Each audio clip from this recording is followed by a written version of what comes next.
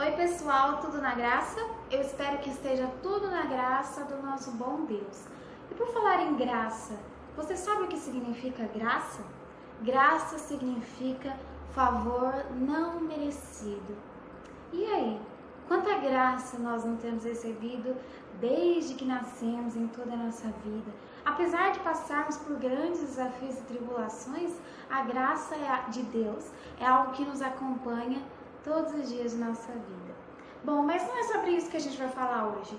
Hoje nós vamos falar sobre geração eleita, a juventude de hoje em dia e principalmente uma juventude que precisa se render a essa graça de Deus.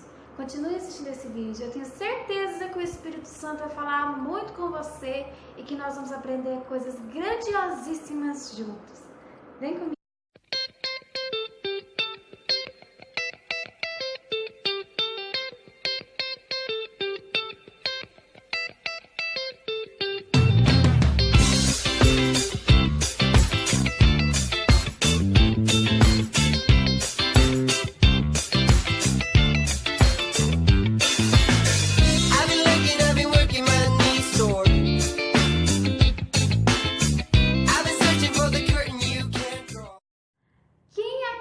Já viu na Bíblia que a palavra de Deus é uma espada de dois gumes? O que significa isso? Que para cortar aí, já cortou aqui. Então quem aqui é jovem? Eu! Quem já levou o ataque do Espírito Santo hoje? Eu! Bom, gente, vou começar esse vídeo, de uma forma bem descontraída, que é pra ficar maciar vocês assim pro final. Tá, você, ó. Hoje o Espírito Santo me levou a pensar sobre a nossa juventude atual. Para nós conversarmos sobre a base da juventude cristã de hoje em dia, nós precisamos olhar também sobre toda a juventude global, Vamos conversar. Gente, eu fico olhando. A minha mãe, as minhas tias, elas são muito mais ativas do que eu. Eu não entendo o que tem nelas, que elas são muito mais ativas do que eu. É lógico que assim, a gente deve pensar, elas foram programadas pra isso, mas a minha mãe é multiuso e faz, não cansa. E é tudo tão rápido, eu sou devagar pra fazer as coisas. E eu vejo que isso não é só eu, não, eu e meu irmão. Meu irmão é um rapaz muito inteligente, mas é devagar, não chega aos pés da minha mãe. Gente, minha sogra é uma bicha que eu vou te contar. A bicha trabalha, ela tem uma loja de decoração, ela e meu esposo. Os dois são sócios, assim. Só que ela que faz o trabalho, o manual, ela que tem as ideias, ela que bola. O Tadeu só vai lá e faz o que ela manda fazer. Bota a mesa lá, Tadeu! O Tadeu vai lá e bota a mesa, que a mente é ela. Só que ela não é só a mente. Ela é a mente, ela que faz as coisas, sabe? Tipo, ela que tem... ela aluga toalha, essas coisas. Então, se tem toalha pra fazer, ela vai lá, costura a toalha. Costura não sei o que, tem que fazer não sei o que, ela faz. Então a minha sogra, ela cansa a mente, ela cansa o corpo e ela cansa tudo, mas ela não chega aos pés de cansar como o meu marido. Meu marido trabalha assim, um pouco, cansa. A minha sogra trabalha muito pra poder cansar, entendeu? Então vamos entender que a geração de antes, elas eram mais ágeis, mais rápidas. E que a nossa geração atual está ficando muito morgada. Eu não falo por um geral, porque existem pessoas muito inteligentes, muito cabeças, pessoas jovens que, desde sempre já foram muito estudiosos, inteligentíssimos, que se dão bem em faculdades, que passam bem em vestibular, se dão bem na vida. Glória a Deus por você, querido. Eu estou falando de uma coisa que está acontecendo, vamos falar assim, a grande maioria. Somos morgados. Saiu uma pesquisa esses dias no jornal que no Brasil cresceu a quantidade de jovens. Que susto!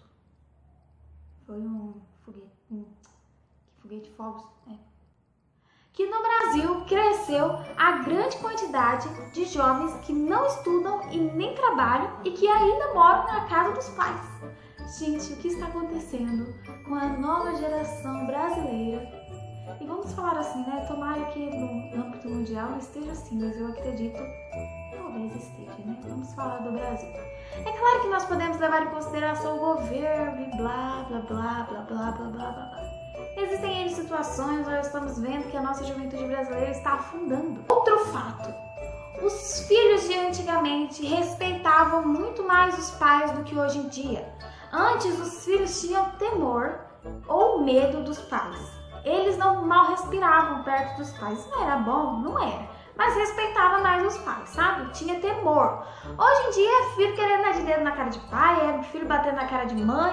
Acabou o quê? O temor e a vontade de vencer e agarrar as suas forças e enfrentar a vida. E o que nós não podemos permitir é que esse tipo de influência chegue nas igrejas cristãs e chegue no coração dos nossos jovens cristãos.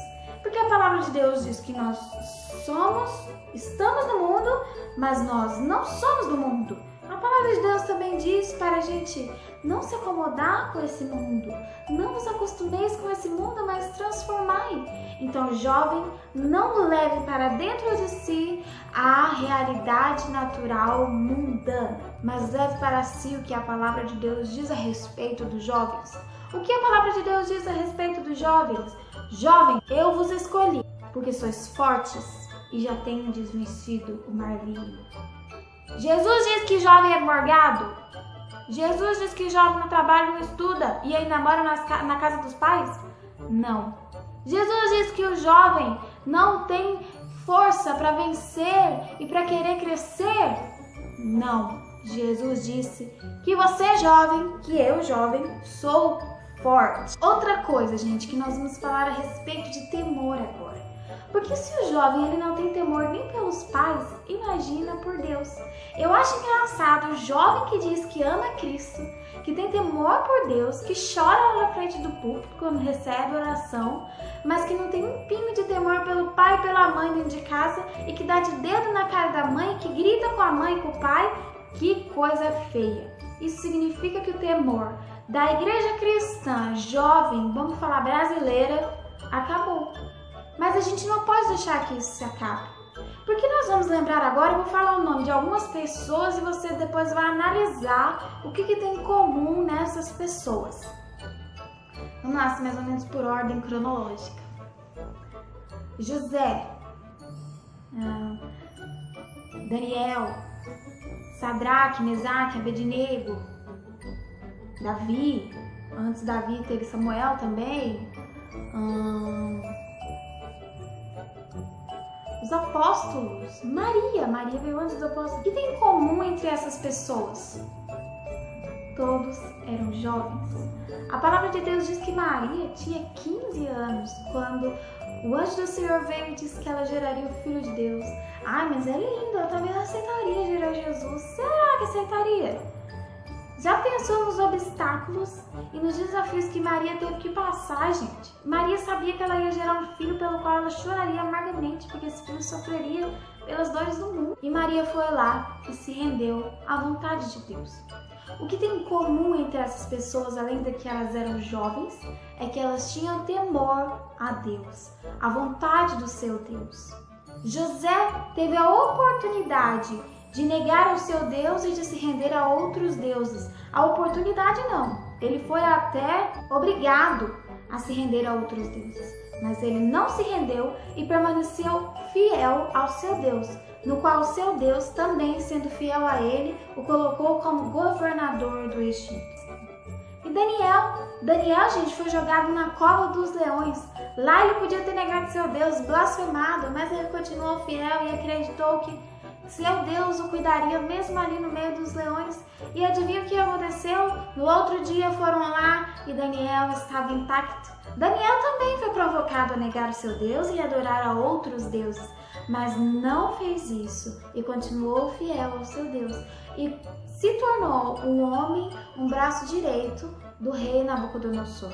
Assim como Sadraque, Mesaque e Abednego, que foram obrigados a adorar outros deuses e não adoraram, então jogaram ele na fornalha dentro de fogo. E falar de Davi, um menino que se tornou o rei do povo de Deus, que lá na sua juventude Deus enxergou nele um coração segundo o dele. Homens que se renderam a Deus. O que falar de Maria, como eu já disse? O que falar dos discípulos, tão jovens, mas que abriram mão das suas carreiras, do seu nome na sociedade, abriram mão de tudo que tinham para viver e seguir a Cristo. Jovens que tiveram temor de Deus. E prestem atenção nas recompensas desses homens. Muitos homens, sim, principalmente os apóstolos, tiveram uma morte terrível. Mas presta atenção na recompensa que a palavra de Deus disse que esses homens tiveram. Jovens da Igreja Brasileira Cristã, assim como esses jovens, tenhamos o temor a Deus e principalmente a vontade de ter e vencer em Cristo, de ver as coisas acontecerem. Nada de jovens morgados e nada de jovens sem temor. Por que Deus chama os jovens? Porque existe uma responsabilidade em nós de fazer com que na nossa geração a palavra de Deus permaneça viva. Como assim? A palavra de Deus não morre. Não, mas as pessoas podem retorcer ela e transformar ela numa palavra mentirosa. E nós temos a responsabilidade de manter a verdadeira palavra, a essência de Cristo, viva. Acordem, jovens! Deixa de ser morgados, deixa de ter falta de temor, respeita o teu pai e tua mãe e venha viver para Deus com seriedade. Um beijo e sejam cheios do Espírito Santo.